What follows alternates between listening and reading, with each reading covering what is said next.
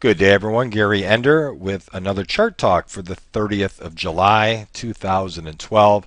I'm looking at silver right now. I did an earlier video on the S&P 500 and I wanted to talk a little bit more about what silver's doing. We have some bullish action on silver. As you know, during this whole time where this was going sideways, I was not talking all that positive on silver, actually not talking negative either.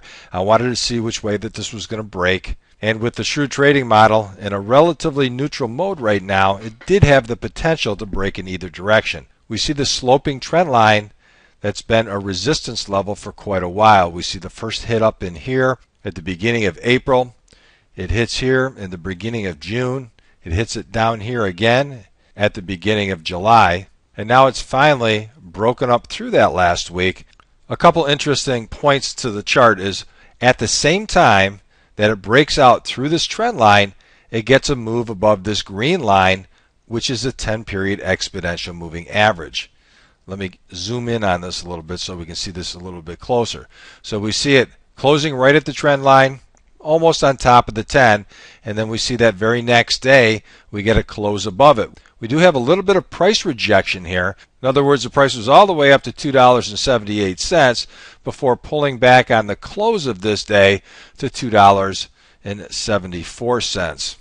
On the next day, it holds the 10-period moving average, and then again today, it's working off the 10-period moving average to the upper Bollinger Band. Oftentimes, when we see a break like this, what we'd like to see is for this upper Bollinger Band to start curling higher.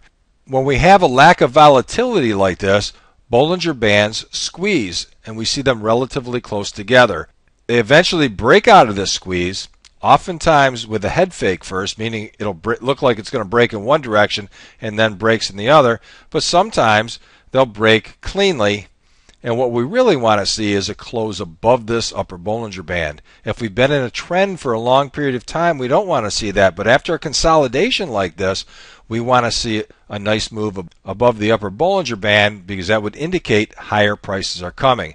If we look at the resistance on this, we see that the first resistance is from this swing high right over here at about $2.84. The next resistance is actually a zone. We have minor resistance up in here around $2.92. And then finally at the swing high that we have up in this area here. We also see our stochastics down here suggesting that momentum is possibly building, and we see these moving up. We still have a nice distance between the moving average and the stochastics line, indicating that there is most likely higher prices coming. The next thing I'd like to see on this is for the Shrewd Trading model, the STM, to turn into a bullish mode.